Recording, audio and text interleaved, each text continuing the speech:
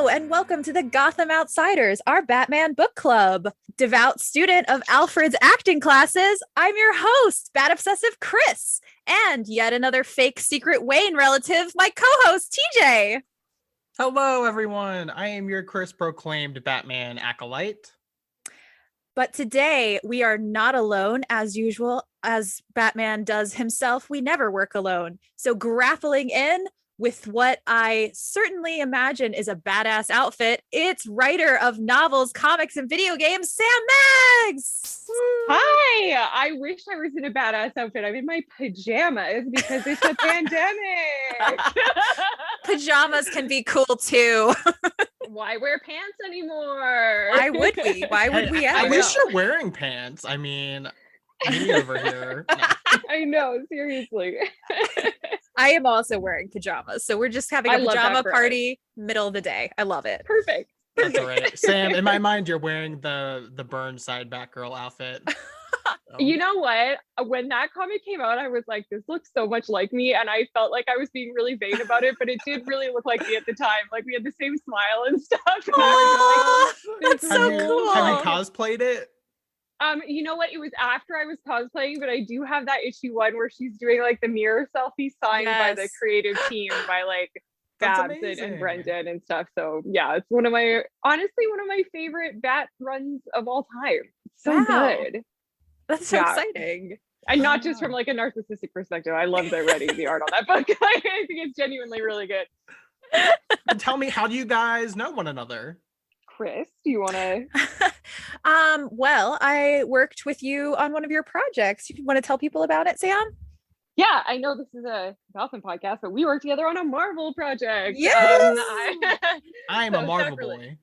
Okay, good. Yeah, I wrote a novel, a YA novel called The Unstoppable Wasp, built on hope, which follows the adventures of Nadia Van Dyne, who is a teenage superhero and also a teenage super scientist. I, however, have a master's degree in English literature, so not a master of science myself, although I did used to write nonfiction books about women in science, so I had a little bit of history with research. I'm a pretty good researcher, I think, but Chris was our science consultant on the project and made sure that I didn't goof anything up. That made it into print. Yeah, so I did the psych part of that. So I did the therapy scenes, like I looked through those, and the mental health stuff mainly, but I read the whole thing because I was like, I'm not gonna have this script and not read the whole thing. Are you kidding? Thank you. Yeah, Nadia has one of the many, Nadia wants to be a good student and a good friend and a good stepdaughter and a good superhero, but she also wants to have good mental health, and like her father, she has bipolar disorder. So that's just one of the many things that she deals with in her life. I think a lot of us deal with mental health, I don't want to say like issues, but struggles. I take SSRIs and I have anxiety and OCD and all this kind of stuff. So it was cool being able to write a superhero who felt very relatable. And I feel like, here's what I think. Every superhero should be in therapy. Yes. That's what I think. Every person 100% should be in therapy and it should be accessible and free, but superheroes especially, like they see some stuff. Superheroes very rarely don't have tragic backstories. Very rarely. Yeah. And how many like accidental deaths? Like I feel like that would cause a lot of trauma. Right. Personally. Once you've died twice, you should just be automatically assigned to therapy. This is what I'm talking about. Exactly. Well, and I think one of my favorite things about working with you on the book too is that like all the therapy that Nadia goes through and all the techniques she uses to deal with like her high functioning anxiety and her bipolar disorder, like are real therapy techniques. That you too can use. And I love that. Yeah, absolutely. It was fun. I definitely was walking around with the script in one hand and my like beginner's therapy textbook in the other hand, just like comparing moments and like going, okay, what is this? And what is this? It was very fun. Oh, that's so great. Well, you both did amazing work. I loved that book. So if you're listening, go check out Unstoppable Wasp, built on hope. You'll love it. It's so good. You also recently wrote a handbook guide to being a fangirl. Oh yeah. Actually, it's the second edition, the Fangirl's Guide to the Galaxy. It's a nonfiction book about, being a girl in geek culture, getting girls into geek culture, kind of how to find video games or comics that you might love. It was my first book. It came out in 2015, and I was actually able to release a second edition of it just now in 2020. So I was able to update a lot of the references, and you wouldn't believe how much in 2015 we talked about Game of Thrones, and now we don't talk about Game of Thrones at all, actually. Yeah, that's real. For sure. Yeah. I guess the Destiel parts were still very relevant, huh? If not more relevant. Yeah. So, actually canon. Who knew? Who knew? We all knew in our hearts. Yes. That's the real answer. And today we're talking about Batgirl Volume 1, Batgirl of Burnside by Cameron Stewart and Brenden Fletcher. Sam, after reading this, I can see why you picked it. It vibes with what I know of your work, and I love it. Yeah. Oh, yeah. Honestly, that's like the highest compliment ever. So thank you. I love how they took this Batgirl story, and first of all, they took all of the like gross male trauma out of it. You know, there's still some trauma in her background, but it's not focused on the Joker or anything. You know, she's kind of healing from her past in her own way, but then dealing with really like relevant issues. You know, this sort of like cyberbullying and revenge porn is a big part of this first arc and everything, and it just feels so relevant and relatable. Yeah. And especially with Babs on art, all the fashion is super hip. Yes. And like relevant too. There's no like whale tails or low-rise jeans. Yeah. For real. Or like inappropriate like sexualization of teenagers. Like, you know, and so I just love it so much. Yeah. I don't know. I feel like I know we're here to talk about it, and I feel like I could talk about it all day, but after what you guys talk about it. Yeah, for real. Well, before we get into the meat of it, we have a little game to play. Are you two down to play a game? Oh my gosh, yes. I'm always ready and also not ready at the same time. TJ has won this game twice. We have been doing it since the beginning of the show. Okay, amazing. Okay. So today we are going to play Rip It or Ship It. Have either one of you heard of this game? I did not create this game. I believe so. I have not heard of it, but I feel like I can intuit the rules. Is this where you tell us a ship and we either rip it or we ship it? It is. Oh, who would have thought? It's right there in the title. So today, we're here to talk about Batgirl, our very own Babs. So today I have a random pile of names, literally, they're on pieces of paper. I'm going to pull a random potential ship for Babs. Okay, I love this. This is so fun. When I say that I went real random with these, I just want you to understand that is true. There may be some cursed ships in here. Okay, great, even better.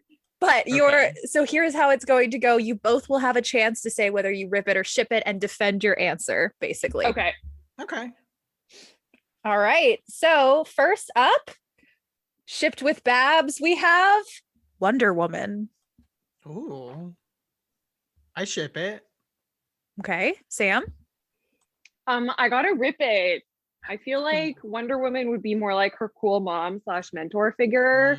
Also, the age gap is severe. Oh, true. Wonder Woman was alive in the 40s. Yeah, it's true. All right. Yeah, Sam, or like Sam BC or whatever. Yeah, I don't even know. That one. I don't even know when Diana was born, but it certainly hasn't been recent. Exactly. My logic was they're both attractive women. Sure. I mean, I do feel that it just gives me that Edward Cullen energy of like, why would you hang out with a sophomore? Like, just don't do it. She is literally 21. Like, what is happening? Yeah. So, okay, is she always 21 or just in this continuity? She's gotten aged down every generation, I think. Okay. Yeah. At one point, when she was Oracle, I always imagined her like she is older, around 30, adult, maybe. Yeah, for sure. Yeah. Okay. She started out. Someone will correct us if I'm wrong on this. I'm sure on Twitter. Hi Twitter. But I'm pretty sure she was Bruce's age originally, and then has just continued to get younger as that tracks. Yeah, or close to, at the very least. Like, it was way less strange that people used to ship her with Bruce than it is now. Right. I think we talked about it with Alex Jaffe had mentioned that they really wanted to put her with Dick, so they just kept aging her down. Yeah, exactly. Oh, I can see that. Yeah, absolutely. Yep. So her age is highly selective depending on the period. All right. Yep. So this next ship is Frankie, her roommate. Ooh, I rip it. You rip it. Yeah, I like them as Oh. like bros. Like That's fair. Sam? Oh, I'm struggling with this one because I also really like them as bros. However, Yeah. I also kind of ship it. Yeah. Like right. I could see them kind of like getting together, but then breaking up and then staying friends. ooh, yeah, that's good. Let me get into that. But I also like I'm a big fan of almost all of my stuff has platonic like friendship as a really big Mhm. part because I feel like romantic relationships are not and should not be the be all and end all of like your relationships in life, and platonic Yes. relationships are just as if not more important. So you know what, I gotta go with Ty on this one. I gotta go with Rip It. Yeah. BFFs. Yeah. I'm clicking my fingers over here in support of that whole speech. Yes. Yes. Like I could ship it if it was done right. And like, do I think they're both queer women? Yeah. Yes, same, Yeah. same, 100%. But yeah, I just like that bromance. It's a good bromance. I think I'm in agreement. I like them as friends as well. Yay. Does that mean I get a point with Mags? Yeah, we're tied now. I was Okay. yeah, okay. Sam was much more generous. I was like, you both had the same answer.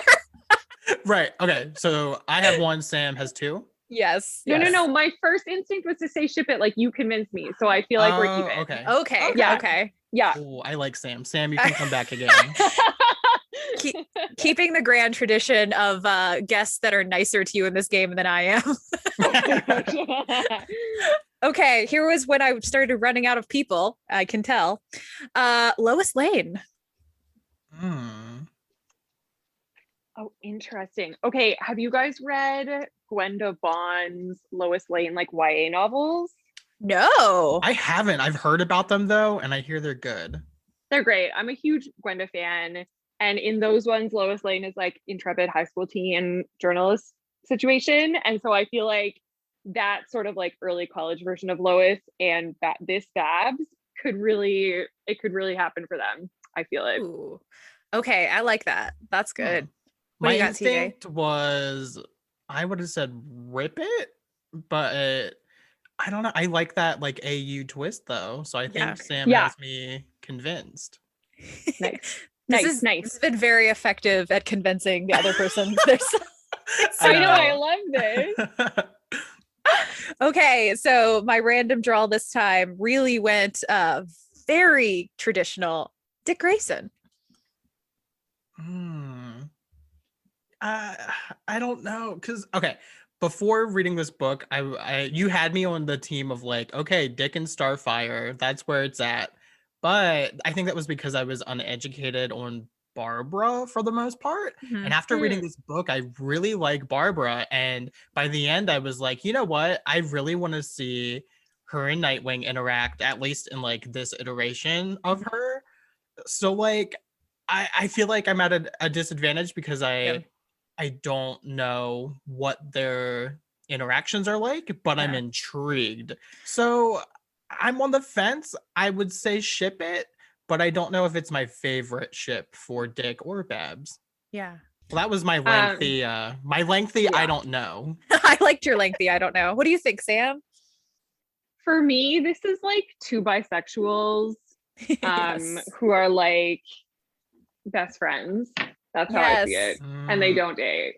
But I mean, I could also see them together, but I feel like these are like, they would go out and like wingman each other. Yes. Ooh. You know, I like that. I like it too. Keep in mind that I do not work for DC, and they have like I don't know that they're like, I'm making this up. But for me, my headcanon is they're both bisexual.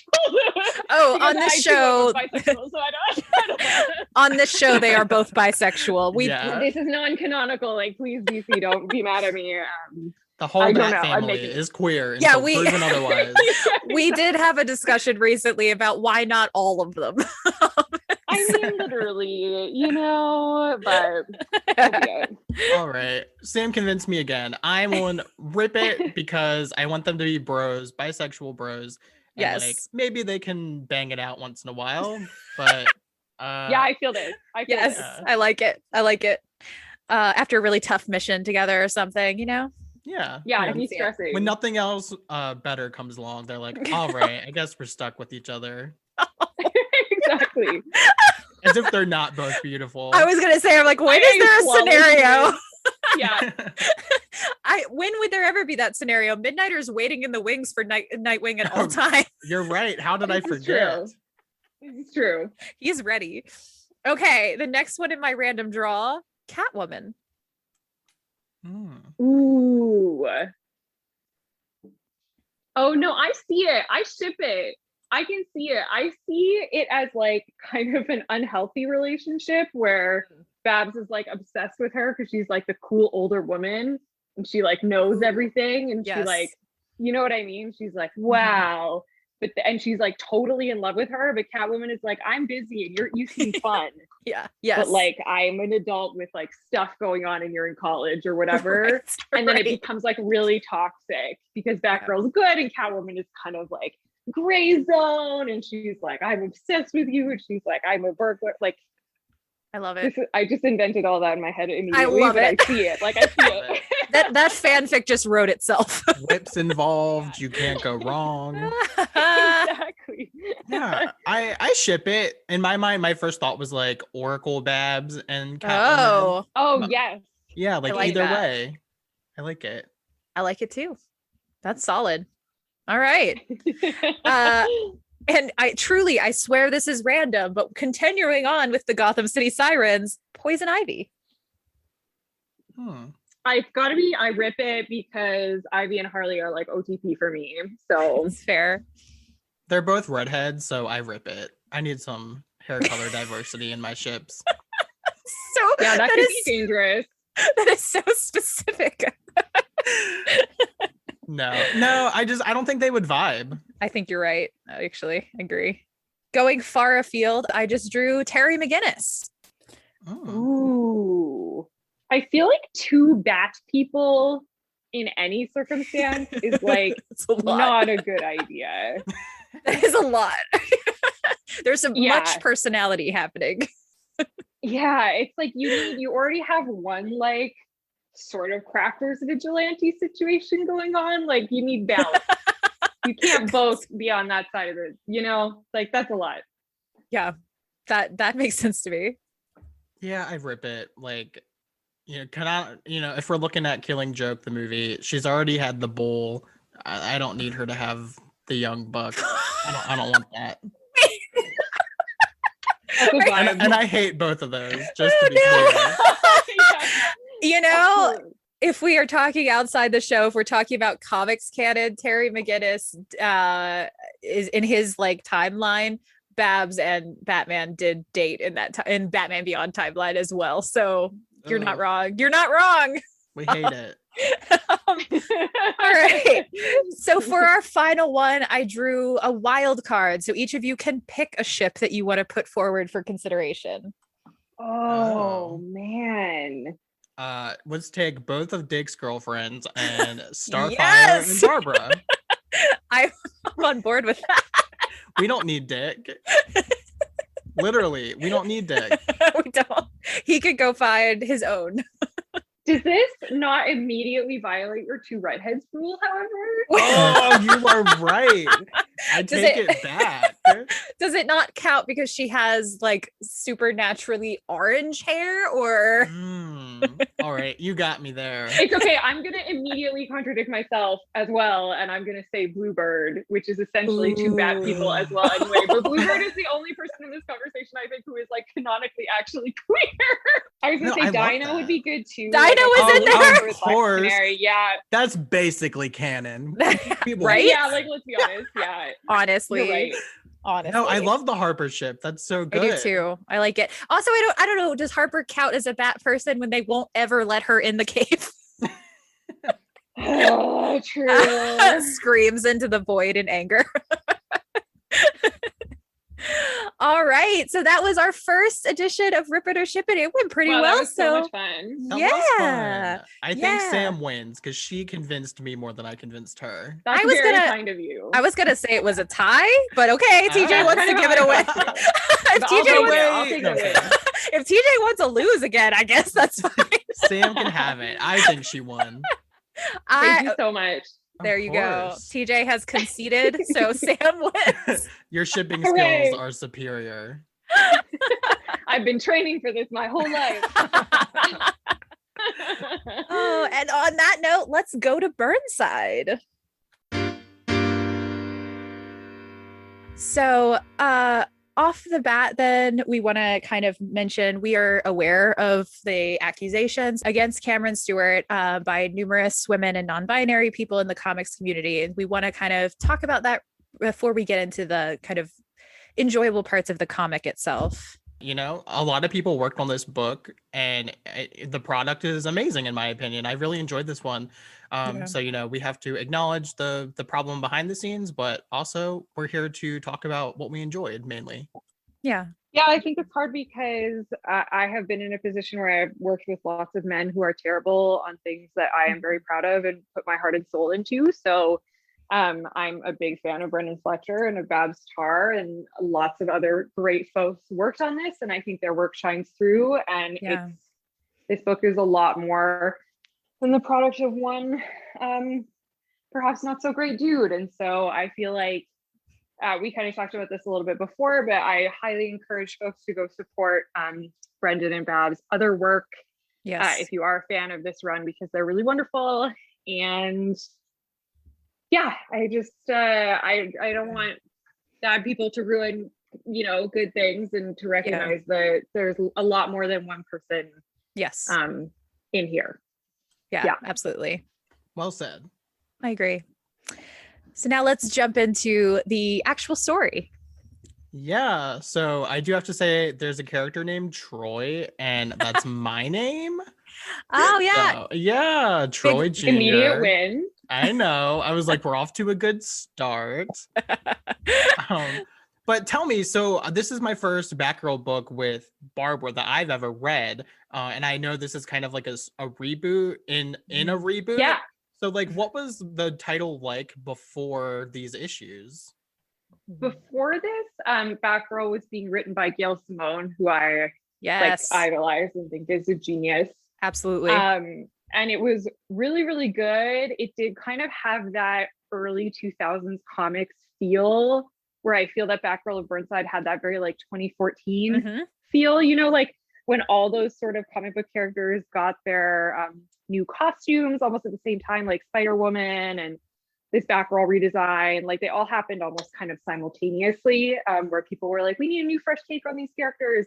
And this is one of them. And I think this is actually the one that really kicked off the trend, which is super cool. And Captain Marvel happened around this time as well. And so I think it was awesome. Like the conversation around when this happened, because again, the writing in Gail Simone's arc is great, and she's wonderful. And I love the art there too. But this was just so like, it felt really revolutionary at that time, like a conversation that had been happening online, and to see the combat boots, like the yellow combat boots, and the functional outfit, like the cape that snapped off in case it got caught on anything, and the motorcycle jacket because she rides a motorbike. Like all of a sudden, it was all these like logical costume design things that really made sense, and that you could really see a 21-year-old girl wearing, because like I would never put on a spandex like unitard. It just did not happen for me. So yeah, it just felt very like, oh, this is a comic about a 21-year-old girl that is trying to be read by 21-year-old girls. Like it wasn't like this is a comic about a 21-year-old girl. Well, not always anyways, and we could talk about this a little bit in regards to we just kind of touched on, but like it's more of a comic for its target demographic than for like old like lecherous men believe in their heart. And you can kind of see that. And so it started this trend of like, let's redesign characters for the audience that they're meant to be speaking to, I guess. I would also say it feels of a genre that sort of started happening around this time, which is my favorite of the versions of superheroes, which is this like very colorful kind of slice of life, small scale story. We see this right with if we go to Marvel, we see this with like Unstoppable Wasp, which was later, but also Squirrel Girl. Miss Marvel, Squirrel Girl. Totally. And then in DC, we saw it with, I mean, Dinah had her own title too that was very similar to this, that kind of spun off of this one. Also written by Brenden Fletcher. Yes. It's art by Annie Mock. Yeah. Yes, it's very good. And it's her and the band. So that kind of like thread that starts in this one kind of goes off, and it's very good. And like even my favorite I guess that's back to Marvel, my brain skipping around, but the Iron Fisted and Power Man had one of these that was great, which is such a weird character. Did you read? Okay, you haven't read that one. It is so good.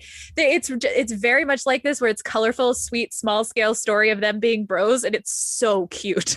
Yeah, this one reminded me 100%. In my notes, I'm like, this is basically DC's Unstoppable Wasp, and I mean that in the best way possible. I love that. I am a 20-something-year-old college student. Chris, I know you are too, so I'm sure you found it super relatable. Oh yeah, she's also a grad student, so I was feeling uncomfortably perceived. Yeah.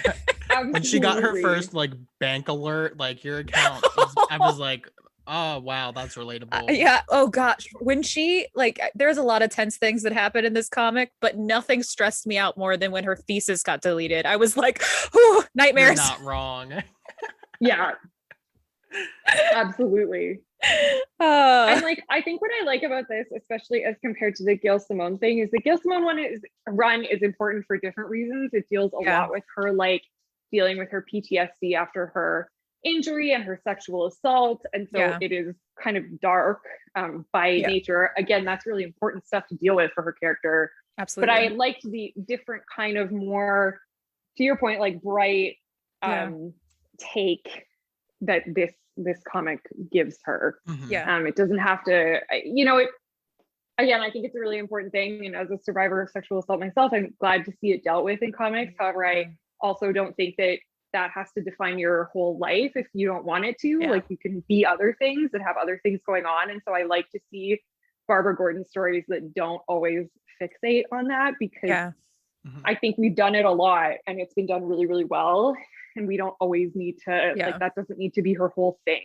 Like, and I feel there's like more to her than that, Yeah. And I feel like this story does a pretty good job of not erasing that. Like, it's there. Like, that's her backstory, but she also gets to have a whole other life and everything else as well. I like that this was about like moving past that trauma, and like, at the end, very literally, like, it comes back to haunt her. I just thought like yes, this book is so colorful and so fun, but I like that it didn't ignore those things. I just thought it was a really nice balance. I agree. Yeah, especially, and I think that's kind of, we can see that represented literally by Babs moving like from Gotham to Burnside. She's kind of leaving that part of herself behind and forging a new identity and a new future for herself. This is the start of a new chapter in her life, and people don't really know that she's Batgirl, and she can kind of be a little bit normal, and she's trying to figure out how to be normal and how to be a superhero at the same time, which is something that like I really thought a lot about when writing Unstoppable Wasp and stuff. So I love that kind of, like you said, slice of life. Like, that's what's interesting to me, is the personal part of the superhero stories, Yeah, I feel the same way. For me, we've read a lot of Batman. The ones that always interest me most are when it's one of the characters kind of contained story, where it's not like this whole, the world is in threat, but it's I'm dealing with my neighborhood at the moment. Those are always my favorites. Before we move too far away from what this reminds us of, Matt Fraction had a Hawkeye title that was kind of like this, but then Kelly Thompson had a Kate Bishop Hawkeye title that was even more like this. So I can't recommend that enough.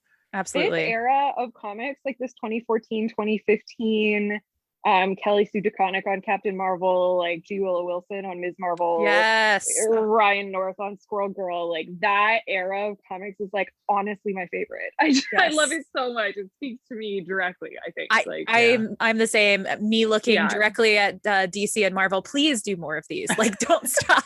Well, and I think, not to get too far off topic, but something that they're really realizing now, these publishers, is that the graphic novel market is really where it's at in terms of this particular audience that they're trying to reach. So I think even though we're seeing less of this in maybe monthlies, Yeah. we're starting to see way more of it in OGNs. Like DC is doing an especially great job of this right now, obviously with titles like Raven and Harley Quinn with Mariko Tamaki and all that stuff. But also now Marvel is getting into it with their deal with Scholastic, and they have like a Miles Morales book coming out, a graphic novel and stuff. So I think that we're still going to see stories kind of like this, but they're going to be more formatted into like graphic novel format, which is where people spend money anyway, so it's probably better. But I also miss the like radness of seeing these particular kinds of monthly comics on the shelf, even though I understand from a business decision why the graphic novels make more sense. Like, I don't know, it just seems like a really special time.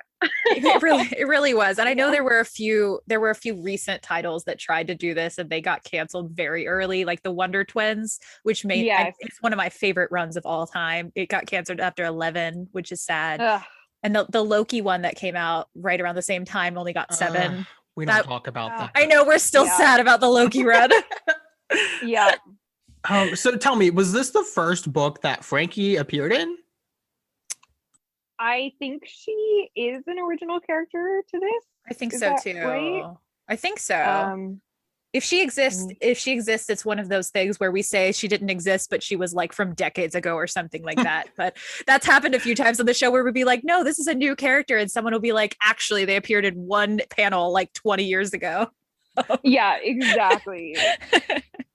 I think she was invented particularly for this. I think so too. She's wonderful. She's an absolute delight. And like by the end, like she's basically becoming Oracle, right? Yeah, that's kind of like the vibe, right? She's kind of taking over that side of it.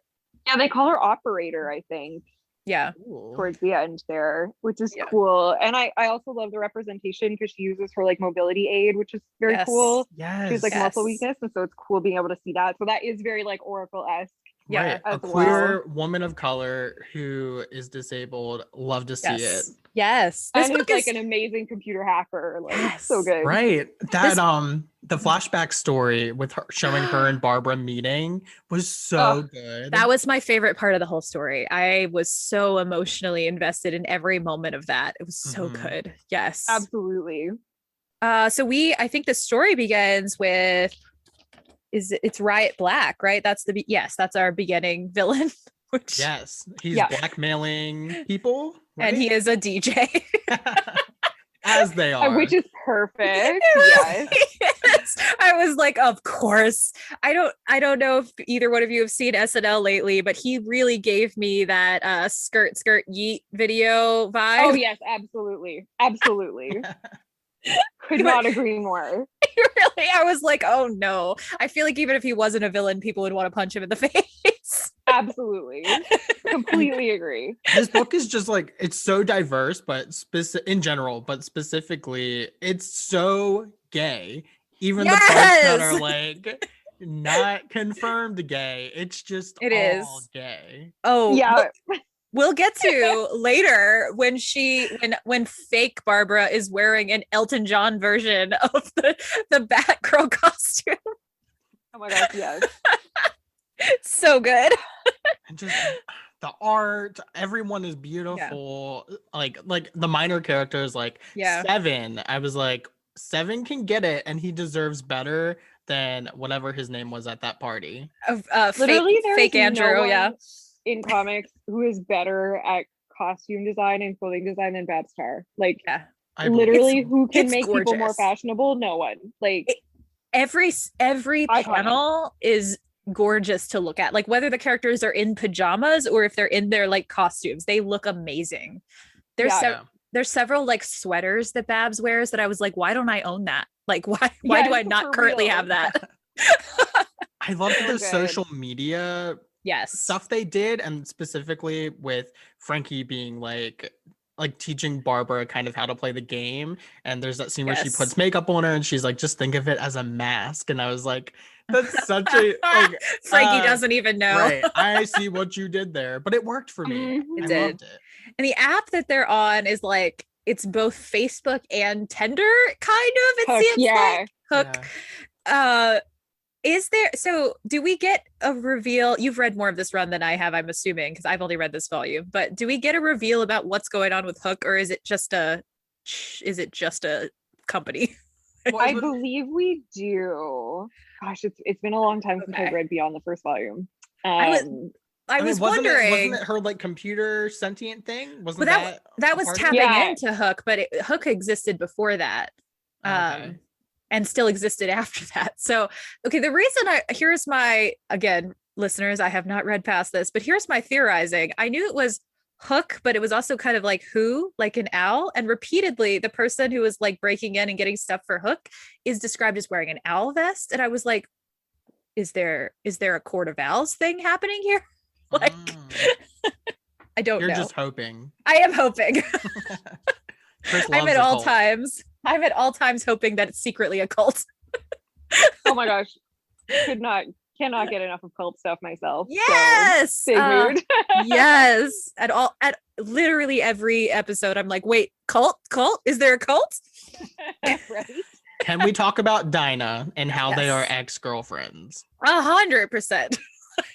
Completely have to agree with you on this one. Completely agree. I thought maybe I was reading too much into it, or like, no, okay, they want to tiptoe around it maybe, but by the end it's just so blatant that to me it just felt like, okay, maybe they wanted to do it full out, but editorial was like, no, here's how much you can do, and it's all but canon. This is a big ship, so this is it fandom wise, this is a ship that people really love, so I think that they are doing that. I think they know what they're doing. She literally says you keep me straight or something at the very end. I laughed so hard. I was like, does she? Right as they're hugging and looking. Yeah. You're not wrong. I also highlighted that moment. I was like, okay, if you say so, Babs, if you say so. That scene on the rooftop where they're fighting with the staffs, and I was like, God, there's so much sexual tension. Right. That's one of the scenes where they're both wearing like off the shoulder sweaters too. And I was just like, I can't handle. It's so good. Yeah, I know. I completely agree. And I don't have any insight into like the decision making here, but it does to me, as someone who has experienced things like this, working with IP holders many times, reek of like creator wanted X, IP holder cannot do X, so we will code it in a way that people who know what they're looking for will understand the intention. Yeah, and everyone else won't notice. It's the WandaVision meme of the wink. They're just like, they're straight, wink. Right. To me, it's like everyone's going to read this and be like, wow, that's really gay, except for like my 50-year-old dad. Like they were roommates. Exactly. Right. Yeah. They can get away with it. Yeah, I think you're right on that. And meanwhile, the rest of us are like, how? But how? Dinah is amazing. I love her whole deal with the band and just everything. Oh, it's so good. And I love her whole look I know I just keep talking about the fashion, but like I love her look in this comic so much. It's so good. Like there's that one panel where they're all in there like going out. Yes. Yeah, it's great stuff. I mean, even the story of this is great. Like the whole story is great, but even if it was just panels of art, I would probably love it. I think the next thing I have written down is Riot Black is Gossip Girl.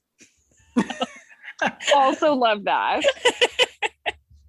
He is Gossip Girl. He has like a site where he reveals people's secrets, like XOXO Riot Black. Just saying. I have a problem with the love interests outside of Dinah. Because like, you know, everyone's like, oh, everyone was falling in love with her, and like understandably. But like I didn't need the professor crushing on her. Like, I don't know. I wasn't into that. And her dating the cop he was a little bit older than her, and like that just whole thing. By the end of this volume, I really wanted her to just like see a cop man, and we didn't get that. So I'm hoping we get that in another volume. Yeah, can we jump to Liam, because all of the last page of my notes are just about Liam. Let's get into it. Literally fuck Liam. It's the worst. Yeah. I hoped he was evil, but then I was like, no, he's just a dick. I think, okay, I will say to that, I kind of like that he wasn't evil and got to be just a dick, because it does seem like the comic knew he was a dick, because sometimes we've read these and we're like, do the writers know? I think in this instance, the story is we're not supposed to be on his side, I don't think, from reading it. And I kind of liked that, because if he had then ended up being a villain, I think it creates this more like either or black and white scenario where someone's either good or bad. And I agree. He just sucks. Like, and like, he just sucks so sometimes much. men just suck. Sometimes men suck. Like all the time. Yeah. Right.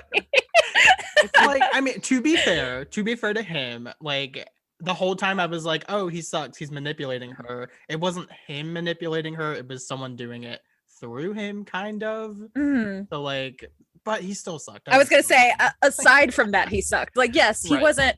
I also was like, what is he? Is he gaslighting her? But no, he was being gaslit. Which, okay, sympathy for Liam being gaslit by a computer. Who hasn't had that happen?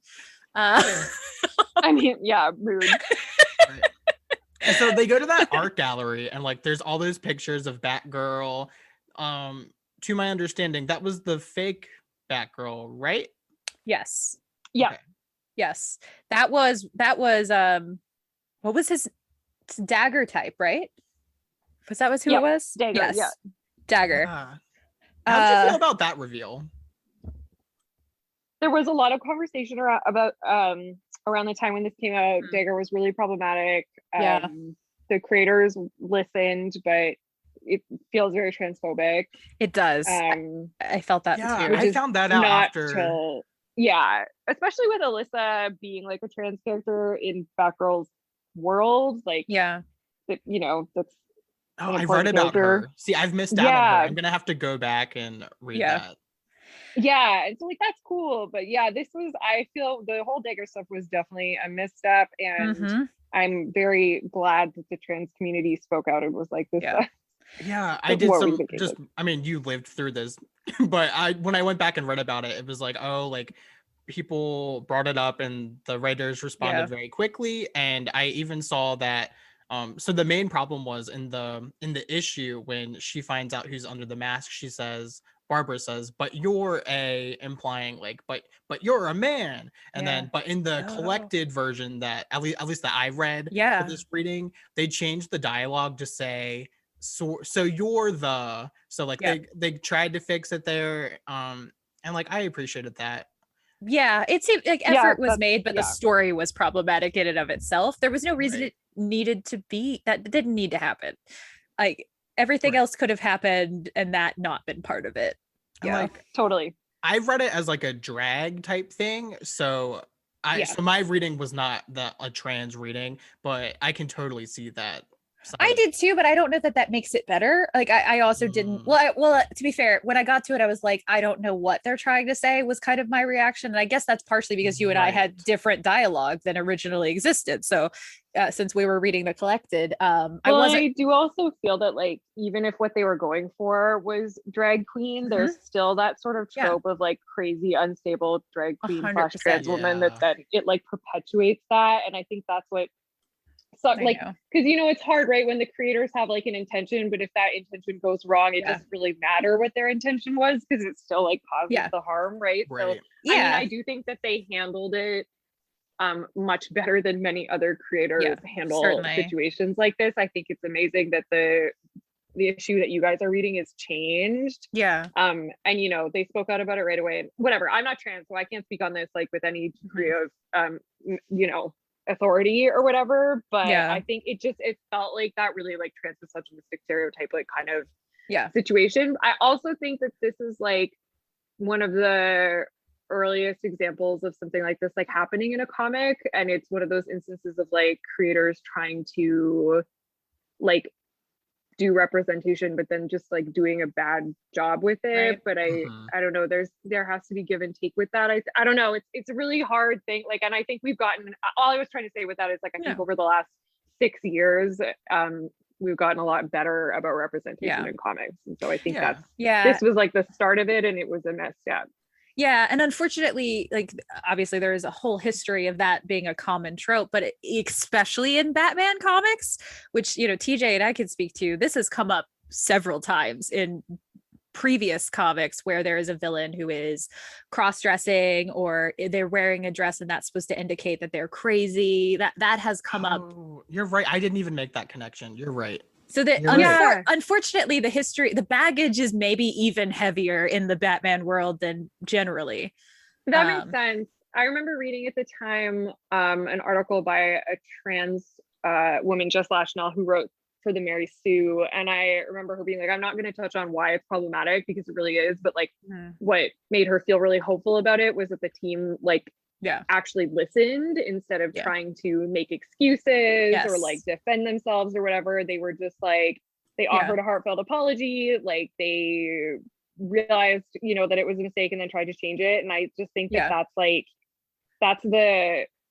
we all have to learn, and I think that like being willing to listen and realize that like you can make mistakes and that you know what I mean, and you can sort of like apologize, and I think that's a good lesson to take. I think I cannot remember who to give the credit to, but there was an activist on Twitter that was talking about, we don't need perfect people, we don't need people that never get it wrong, we need people that own it when they do.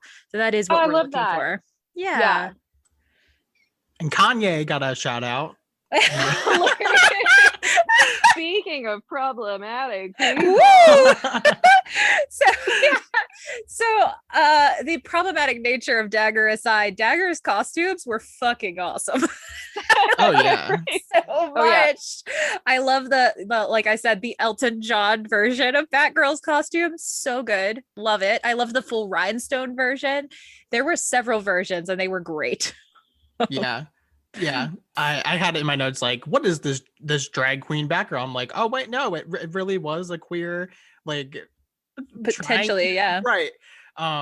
So but it kind of just felt like, what, like we were saying, what were they trying to say here? And to me it felt like, oh, we're trying to do a book that does this sort of thing, so let's throw this in there. And there were definitely, I think there was a way this could have been really fun. There's a panel that was my favorite, I think, which is the like full rhinestone costume. You get to see it all at one time, and it's that version of Batgirl looking into the camera going, normal is boring, and I was like, yes. That's all I wanted. So should we talk about the social media aspect of it? Because both storylines that happen in this, Riot Black and then ultimately Dagger, are about sort of social media and the way it's both used and misused. How do we feel like this story did? Like, what do we think about that? It's honestly like my favorite thing about this run is it felt like such a like true and relatable and like current issue that we all deal with. Maybe not obviously to the extreme of like evil villains in social media, but like maybe a little bit like, is Mark Zuckerberg not an evil villain? I was gonna say, like, is Jeff Bezos not a demon? Like, I think he is. So I don't know, I think it's just so like, it's something that again, it speaks to that idea that they were targeting people of Bab's cohort, and like this is something that revenge porn is like one of the scariest things that I can think of. Like this kind of thing is horrifying. So for real, I think the first serious moment in this comic, because it really is a lot lighter, the first serious moment is when she's interviewing, it's Frankie's friend, I think, and Frankie's friend is talking about how her phone was stolen, and she's like, that there are pictures of me on there, and it was really emotional. Like, it was well done. It's a gut punch. It is. Yeah, because you know that fear. Yeah. Well, I mean, I feel like most people who grew up with social media know the fear of like, I took a photo of myself and I don't trust the person that I sent it to. Yeah. And am I going to be shamed for it instead of them, who should be rightfully shamed for sharing something that I trusted them with? Especially as a woman, you know, because it's the double standards are like repulsive, but it's that fear is like, it feels like animal to me. Like it's so raw. Like I can feel it even talking about it. Oh yeah, absolutely. It's a nightmare. It's such a like, it's something that's like a villain from such a female perspective. Like that's not like I'm gonna end the world with a bomb. Like, okay, that doesn't really scare me in the same way that thinking about revenge porn scares me. Like it takes such a sympathetic view of like what do young women reading this comic find terrifying, and what could destroy their lives, even if it's like desperately unfair.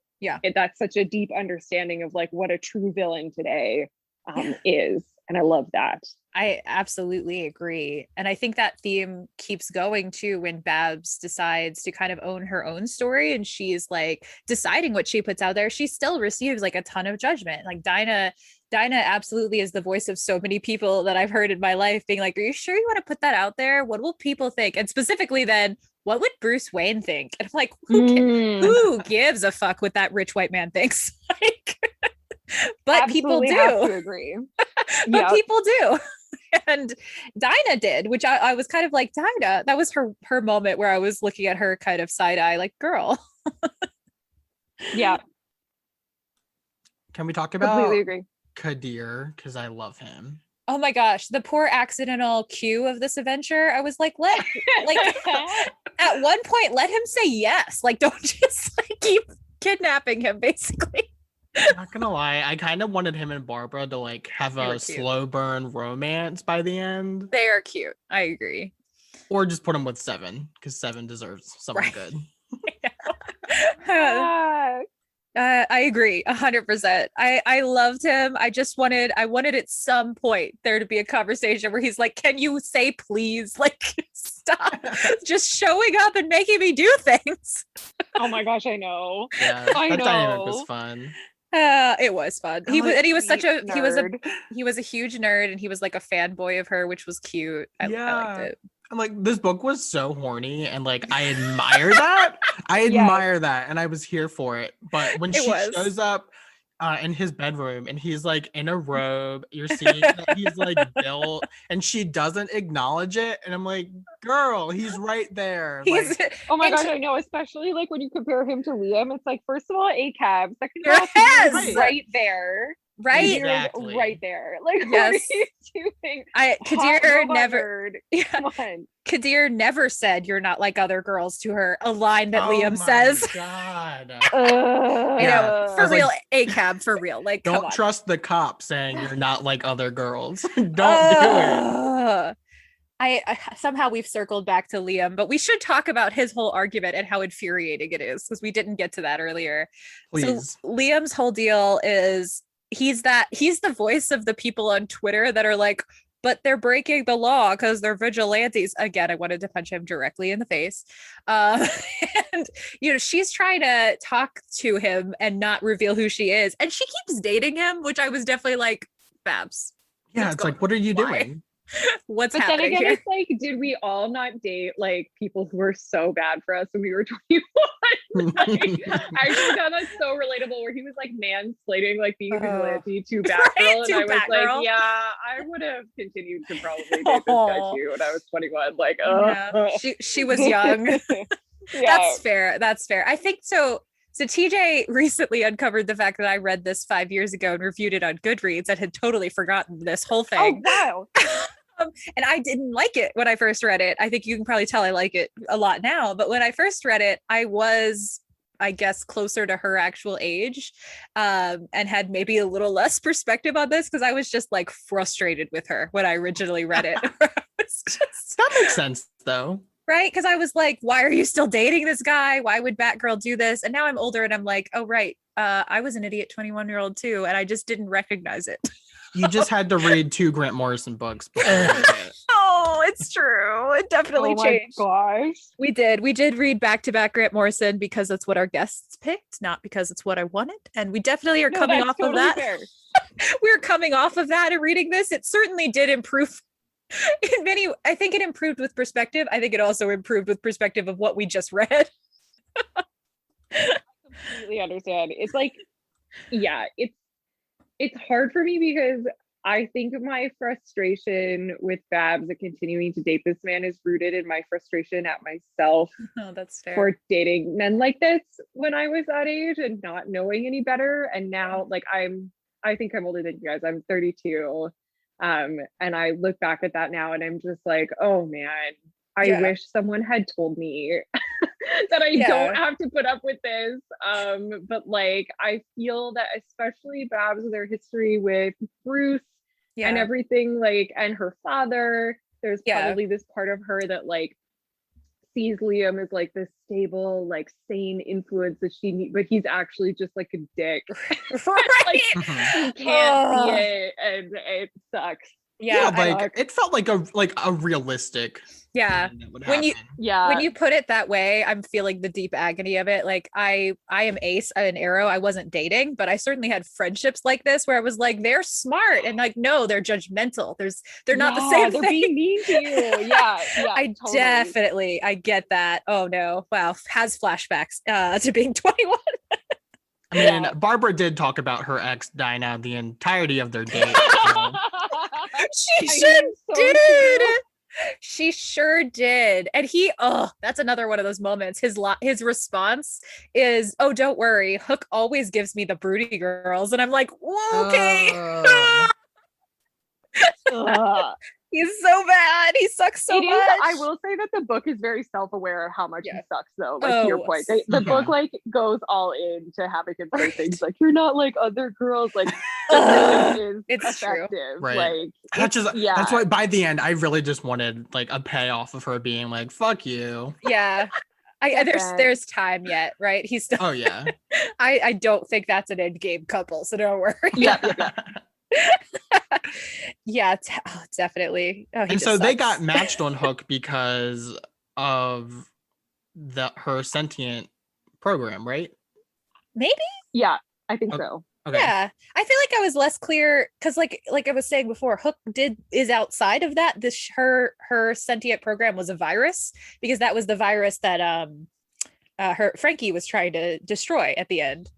Because remember, there was like that scene where she's on the couch and she's like, "I've got this virus in the program." It was the brain. So the brain wasn't doing everything.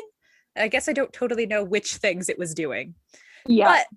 But the idea that her brain would match her up with her brain from the worst part of her life, as she put it, would match her up with the shittiest cop in town makes sense to me. 100%. That checks out. I also forget if this is part of this volume or not, and this is totally off topic, but I just want to say that Batgirl 40 has probably one of my favorite comic book covers of all time. It's like the glitch cover. I think it is part of this volume. One. Yeah. It's so insanely good. Yeah. I don't know what speaks to me so much about that cover, but I'm just like, I think because I really like glitch art and I love this, like I'm obsessed with it. So big fan of that as well. But there's no place for that in this conversation, but I just wanted to say. No, you're fine. I just Googled it. I think it was. Yeah, I think I saw that in the back. Did you guys have like a favorite one-off villain in this book? Oh gosh. There are I don't know. I think Riot is great just because I hate him so much. He's so hateable. Like, it's like so DJ, hateable. The like exactly what you said. Like, I just want to hit him in the face, which is exactly what you want for like a cartoon comic book villain. It's so like, yeah, I feel a punchable face. Absolutely punchable. Yeah, extremely punchable. What are you guys? I really wanted more from Jordan. I just found the idea of like a reality TV star being a villain really funny, and like I kind of wanted it to subvert my expectations and make him nice and like misunderstood, but they really committed to just making him being awful. But I just really liked I'll be honest, I wanted Barbara to like hate fuck everyone, including Jordan, even though he was awful. Like, he sucks. I see your point to the idea of them subverting, because when she kind of just runs in there, she's like, he hasn't done anything yet. I was like, oh, she's gonna be wrong. But she wasn't. Yeah, kind of. And I guess that was the sentient algorithm, like making her target someone before they had done something wrong.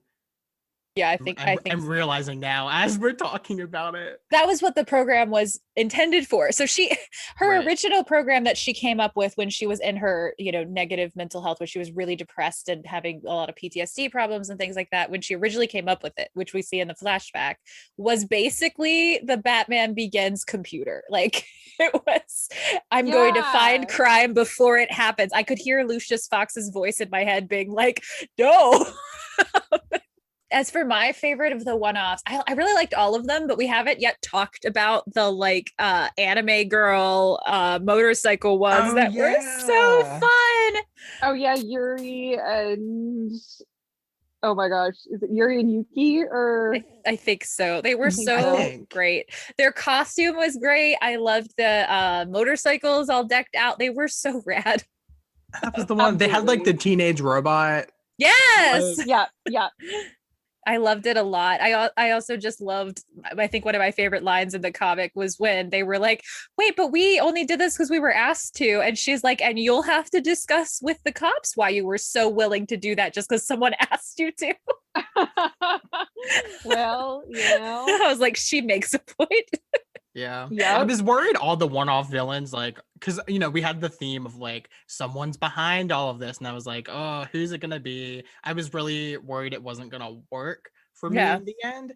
But I felt like they pulled off the landing like perfectly with the reveal.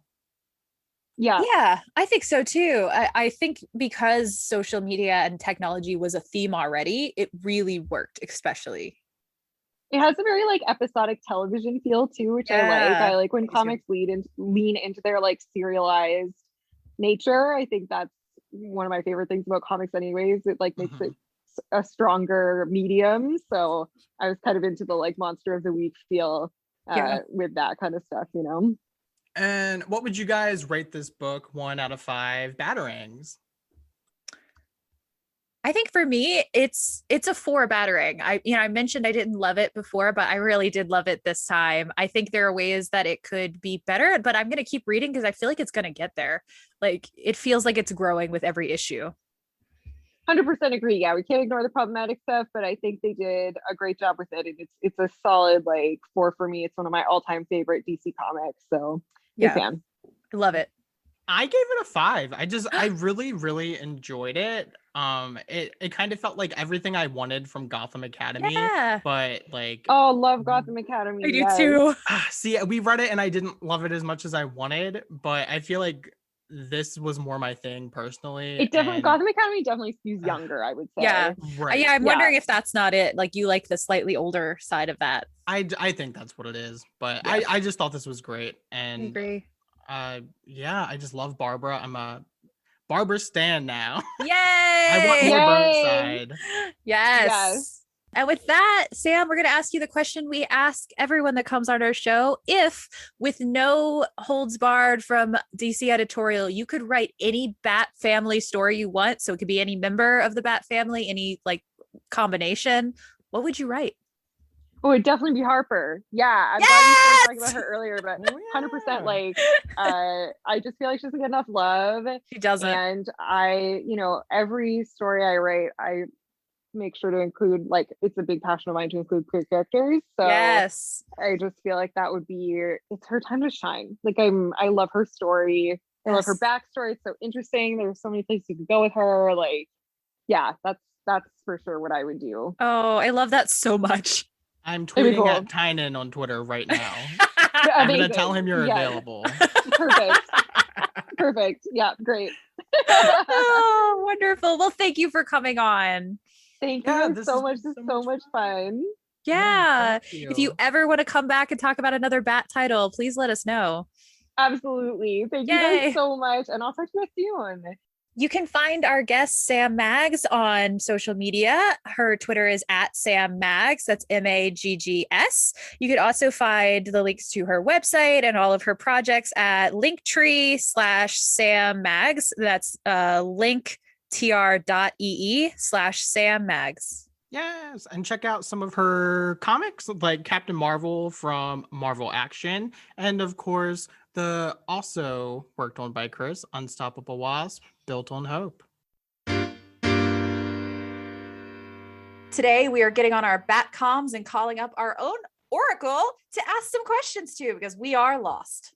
Alex Jaffe signing in. Do you? I'm always here to answer the call and clear up any questions you might have about the baffling things you've seen and read in the world of Batman and beyond. Well, we appreciate that, though we're not talking about Batman Beyond today. We are talking of Batgirl of Burnside. So our first question is, we really didn't get into the specifics of the controversy surrounding Batgirl's run. Can you give us and our listeners the background to this and what exactly happened? All right. So I was pretty involved in like the Tumblr culture at the time, so I saw what was going on there. I was a spectator to all this. Really, the big controversy at the beginning of the Burnside run is leftover controversy from the Gail Simone run, which preceded it, which wasn't necessarily her fault, but sort of a company-wide directional change for the character of Barbara Gordon, that she would be moving out of this managerial role she had occupied with the Birds of Prey and the Justice League and even Suicide Squad for a short time as Oracle, and becoming Batgirl again, which a lot of people saw as a regression, as and kind of infantilization of this mature leader of heroes to be this quirky college girl struggling with boys and dating. And the aesthetic and the principles of the Burnside run specifically kind of leaned into that. Here's this hip young Batgirl, which seemed like a backwards move, considering that in the original comics, Barbara was older than Dick Grayson. She was in college, or like even a college graduate, and he was still running around in short pants with Batman. And it just seems like as time goes on, Dick gets older and older and Babs gets younger and younger. And it just seemed like a diminishment of like the role of like female heroes. Like, I'm a silly little perky girl.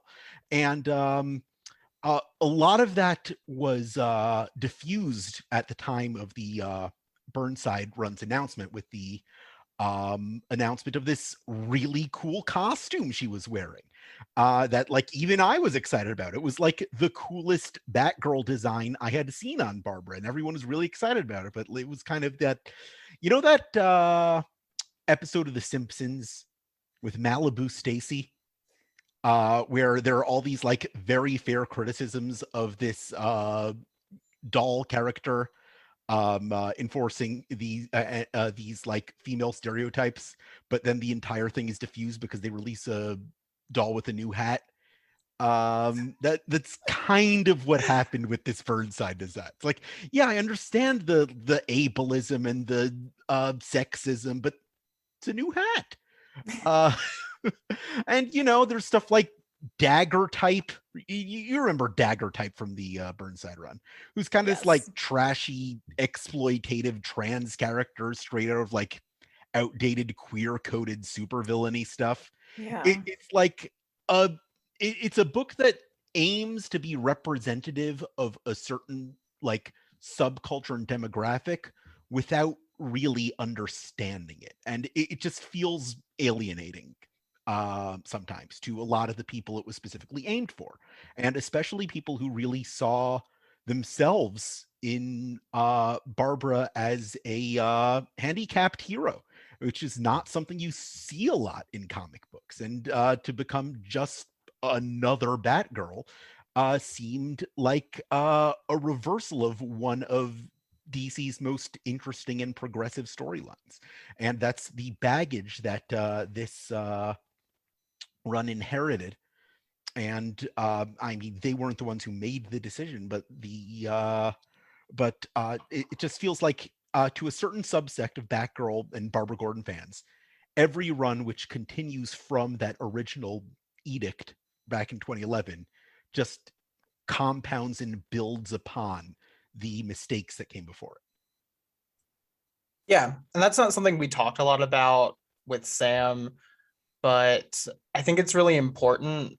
I'll be honest, I really enjoyed this book. The vibe of it was just really my vibe. It reminded me of like Unstoppable Wasp from Marvel or Squirrel Girl. Like, I really like both of those, so it was just kind of my thing. Sure. And one of my favorite parts of the book was the flashbacks with her in the chair and meeting her new friend in the recovery clinic. Like, I really like those flashbacks in the later issues.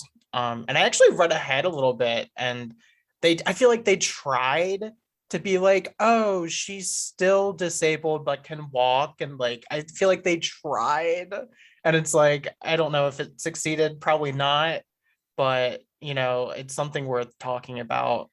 It was kind of like, yeah, she was injured, but she has this chip in her spine and it makes it all better now. Right. So the fact that she has this disability, but it doesn't really affect her life in any visible way is kind of a half measure. You know, it's something that a lot of classic fans of the character were turned off by, but it's something, on the other hand, the Burnside run was specifically designed to bring in new fans, and that's exactly what it did.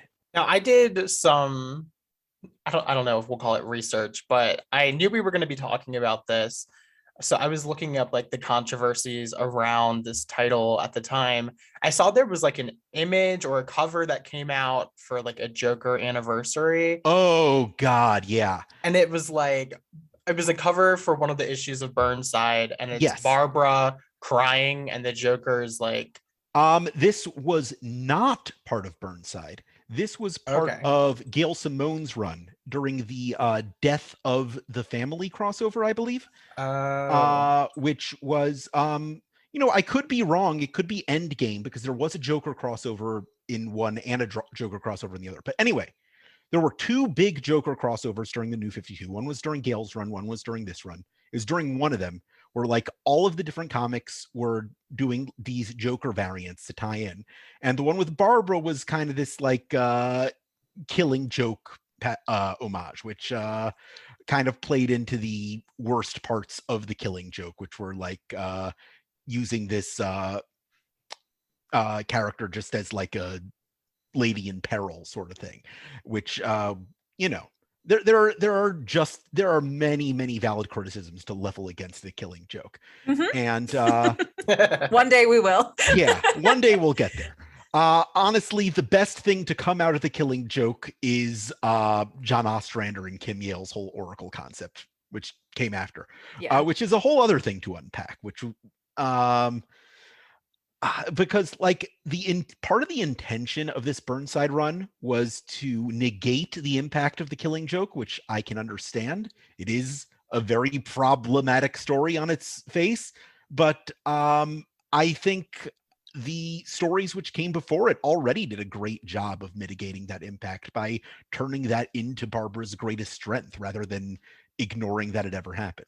So I bring up that cover because in my research, it was connected to an article where it kind of discussed this whole topic of Barbara being able to walk now and looking at it from all angles. And one of the arguments that I heard, that not that I agree with it, but I found it interesting, and I want to get your take on it, Alex. Sure. Is Batman also had his back broken at one point and recovered very quickly. Yeah. And the fact that Barbara didn't recover quickly could be seen as not feminist, or that she's weak because she's a woman, and because he's a man, he gets to recover quickly. How do you feel about that? I feel Batman gets to recover quickly because he is Batman. He's the main character of DC Comics. You can't have you can't bench Batman for long because he is literally like, he generates billions of dollars for DC. You can't do any. Batman will always return to his original form. What makes the ancillary characters of Batman more interesting than Batman, in my opinion, is that they are to the side of that spotlight, which means they have room to change, they have room to grow, they have room to evolve and go in different directions. Whereas Batman will always kind of be the static figure. That's a good point. And again, I'm just playing devil's advocate. No, it's a good point. It's a very good point. Okay. While we're here talking about controversy, do we want to talk about the writer controversy and all that? I feel like we should, since this is the Burnside episode. But June of last year, there was this initiative, So Many of Us, that dozens of women came forward about Warren Ellis's grooming behavior, like taking these young women who were interested in being in the comics field and like using his power and influence to like coerce them into a sexual relationship. And once that happened, multiple women came forward saying that Cameron had done the same thing to them. Women from the ages of like 16 to 21, when Cameron was in his 30s, just like playing up his influence in order to bring them to a place that they were uncomfortable with. And it's a pretty dark stain on the entire period, especially considering like all of the themes of like dating and relationships within the Burnside era, considering what like the writer was doing at that same time. It's hard to separate those two.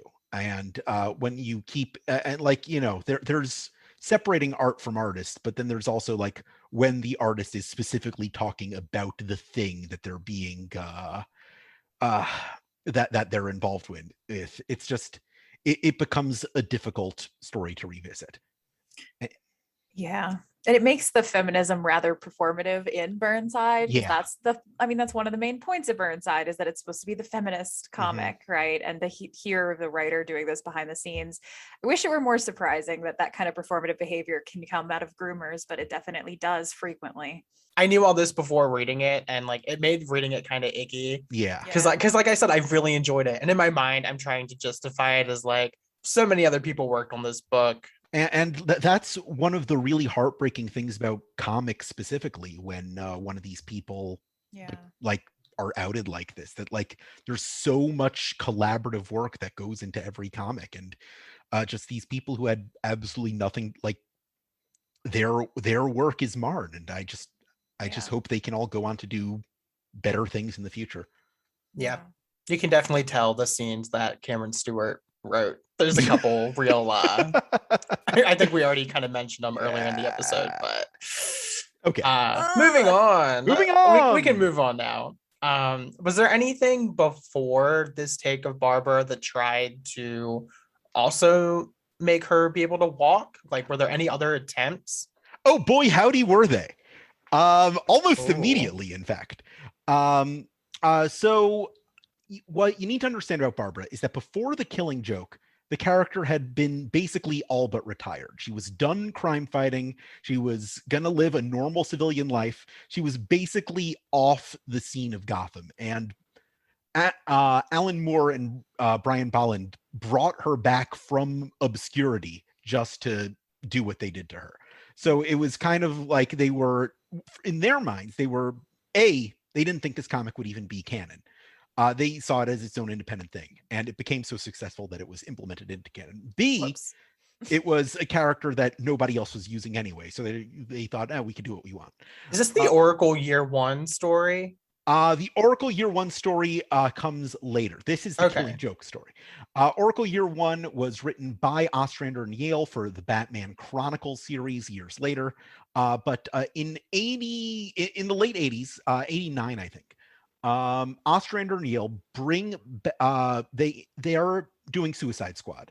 The whole premise of Suicide Squad is taking these characters that have been forgotten or discarded from other titles and giving them new life, like Bronze Tiger and Captain Boomerang. And it wasn't just like a literal redemption for these characters, but actually like, let's take these characters people have forgotten and give them a second chance. And their biggest, boldest move was taking Barbara Gordon and giving her a second chance, because they had Amanda Waller had this mysterious presence she interacted with called the Oracle. It was kind of their hacker who they didn't see and brokered all this information to them. And eventually it was revealed that, big surprise, it was Barbara Gordon.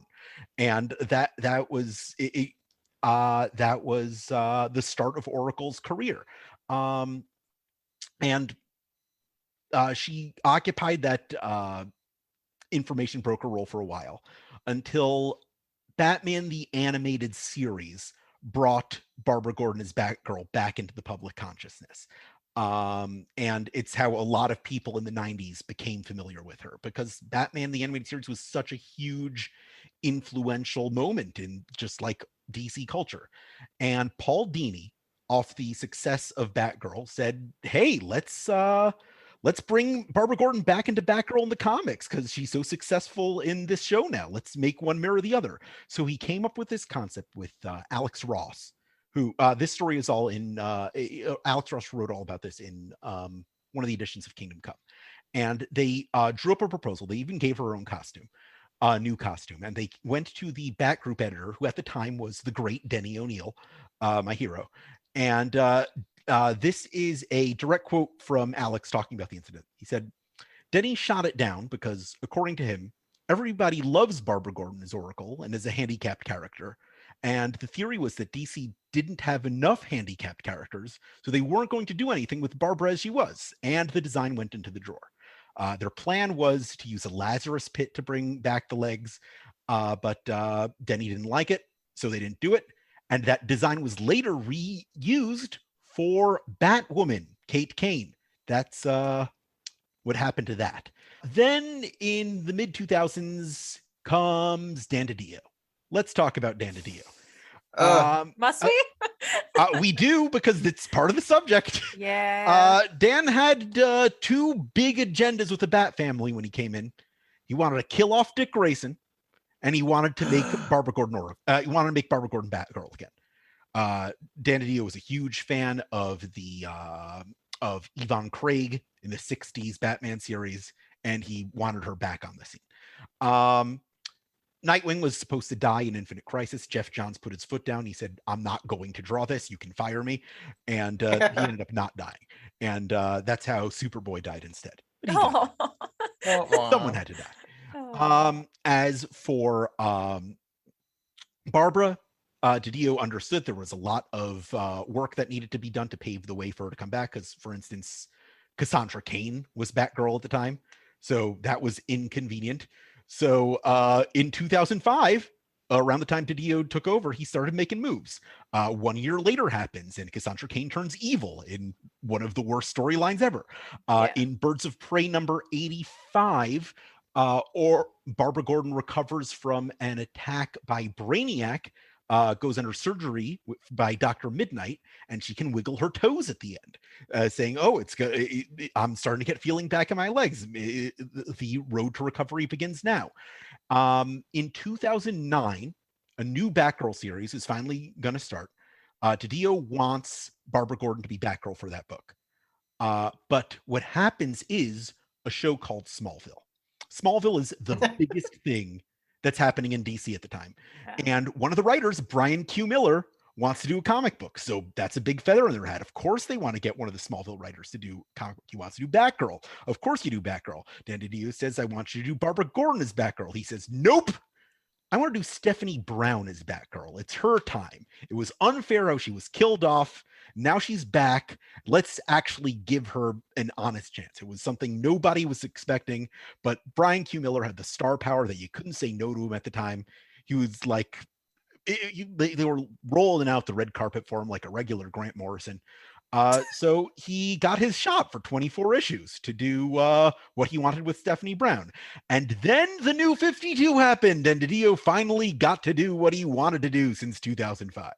And those are all the attempts that I know of to bring back Barbara Gordon as Batgirl. So there's been an agenda, is what you're there's telling been an agenda. Okay. So is Frankie Charles, the Operator, the first Black queer disabled woman superhero we get? It's a lot of boxes. Yes. Black, queer, disabled, female. Cyborg is a disabled Black hero. Thunder's a queer Black hero. Vengeance Moth from The Movement, which you should read. You would love The Movement. Okay. Is a disabled queer female hero. But as far as I know, until Frankie Charles, there's never been a Black queer disabled female superhero in the DC universe. There could be one in like some indie comic I haven't heard of. There have been thousands of indie superhero comics. I would love to know if I'm wrong, so please correct me. But as far as the DC universe is concerned, no. But I feel like it's important to say that Operator's existence is not a replacement for Oracle. No. Because, Operator was specifically designed to be kind of a supplemental character to Barbara, like, oh, hey, we got this representation going on in this comic too. Yeah. Whereas, like, the difference is Oracle was an A-lister.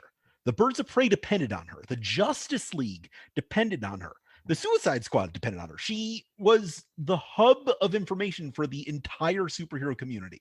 And it was all being run by a disabled woman. And that kind of centering of a disabled character within like a superhero universe was revolutionary and unprecedented. And having another disabled character in this Batgirl title isn't really the same thing. Yeah. Right. Like we haven't really seen Frankie Charles Yeah. since Burnside, No. probably. Oh, yeah. I know. Yeah, like if the fact that we haven't seen her since then is a clear marker that she was included, is like, oh, we have this too. So this book, is this the most explicit a writer has ever been on page with queer baiting Barbara and Dinah? What was this ship's journey like from fandom to almost textual? Oh lordy, this is good. Oh, this is very good. So much queer baiting. This is So very, much. very good. The Dinah Babs ship is such a disaster, and I love it so much. It's high key good ship. Oh, it's so good how this started. First, I need to acknowledge the man who doesn't exist, Chuck Dixon. Ah, yes. The collective of writers known as Chuck Dixon. The Alan Smithy of comics, Chuck Dixon. Yes. The thing about Chuck Dixon is that everything he wrote for DC in the 90s was totally laden with queer subtext completely by accident. It was just like the way he wrote people like interacting with each other. There's this romance to it that can't be unread. It's just something about his writing style. And you get that you get that a lot with say Connor Hawke, whose sexuality is read into by a lot of readers. You get that with Tim Drake for sure, which is finally paying off in big ways this year. And you got that with Barbara Gordon and Dinah Lance, who were the stars of Birds of Prey for the first 55 issues. A lot of people forget this, but Birds of Prey wasn't an ensemble book for like the first many years it existed. It was a duo of Barbara Gordon and Black Canary, like world's finest is Batman and Superman. And you've said a lot about that ship on this show. Yeah, speaking of queer baiting. Yeah, speaking of, and here's the what makes Birds of Prey's dynamic between Babs and Dinah so remarkable compared to the other Chuck Dixon properties. It's that so much of it was drawn by Greg Land. Now, Greg Land is an artist who is now infamous for being caught tracing pornography in order to put out comics and meet his deadlines. So you see the beginnings of that at the beginning of Birds of Prey, that like all of these poses that Barbara and Dinah are in are laden with sexual tension because all of his reference images are from girl-on-girl pornography. So the subtext is there because that's literally what he's taking it from. Is it even subtext at that point? It's literally just text. Compound this with the fact that this is all happening in 1999, 2000, 2001, when comic book communities are just starting to form on the internet. This is the hot current ship. So like when you go back to the very beginnings of like comic book community on the internet, the Dinah Babs ship is what the shippers are talking about. It's like one of the foundational ships of the DC comic book community. And just like all of these factors have kind of converged to the point that if you were reading Birds of Prey at the time, now if you're in if you're writing about Barbara or you're writing about Dinah, you grew up on that undeniable but yet so unintentional ship chemistry. And every book that includes the two is going to have to acknowledge or pay homage to that somehow. And that's not really on Burnside, because when you get Dinah and Babs together, it brings all that history with it, and that's just gonna happen. Huh. That was not what I was expecting. No, it's fascinating. It's really it's really something. I mean, if you ask me, I think Babs and Dinah have better chemistry than Oliver Queen and Dinah. Oh, or God. Babs and For Dick. sure. It's my ship. I'm into it. Yeah, those two ships are hard not to beat, to be honest. Mm. Well, Alex, do you want to plug your recent interview you did? Yes, I would love to. I recently did an interview with Becky Cloonan and Michael Conrad on Batgirls, the series that is coming to shelves on December 14th. Woo woo. So go to your comic book store and make sure to set aside a copy, because this is the real stuff. It's got Stephanie Brown, who is the real Batgirl of Burnside. Everything you like about Batgirl of Burnside is stuff Stephanie did in 2009, I promise you. You got Barbara Gordon, who is once again represented as like a legitimately like a character who has disabilities part of her life. It's something they've worked really hard to include in the story. And they've got Cassandra Cain, the best Bat, the best of all of them. Not just the best Batgirl, but the best Batman, the best Absolutely. Robin, the best 100%. hero in Gotham City. And there's just so much love on every page. It's so much fun. And they get it so right. And if this comic bombs, I will blame every single one of your listeners for not buying it.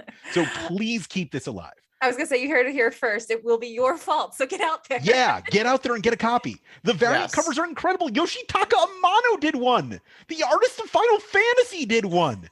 They're so good. All you shippers who ship Cass and Steph, now is your Tarr time. did a Cass and Steph cover. Come on. Come on, buy them all. Yeah. Yeah, I'm so Good excited. comic, I promise. Oh, it looks amazing. Oh, it's so much fun. Yay! Well, we'll have to talk Yay! more about it at some point. But Absolutely. until then, Alex, thank you so much for answering our bat signal and coming to help Yes. us out. We are no longer Anytime. lost. Join us next time when we'll be reading Under the Red Hood. By Judd Winnick and Doug Mankey, with contributions by Shane Davis, Eric Battle, and Paul Lee. With our special guest, Shuri Sondheimer, a friend of mine and a book and comics reviewer. We're so excited to talk to Shuri. I chat with her all the time, and she's such a fun guest to have. Yay! And I'm excited to learn more about Jason Todd because I've seen the Under the Red Hood movie, but I haven't read a lot with Jason so far. Yes, it's time to dive into everyone's favorite angry brother. I love a good bad boy. Let's And go. we love his thighs. So join us and read that along with us. Thank you for listening to this episode of the Gotham Outsiders. You can find me, Chris, on Twitter at The Myth of Psyche, where I talk feminism, queerness, psychology, books, and oftentimes Batman. You can also now find me at talkingcomics.com, where I write reviews and a column and sometimes the news about comics. You'd also find my co-host TJ At TroyFinn2 on Twitter, where I talk about all things book related and, Batman more often than I used to. And you can find us both on Twitter at Gotham Outsiders, where we talk about Batman all the time. Join us next time. Same bat time, same bat place.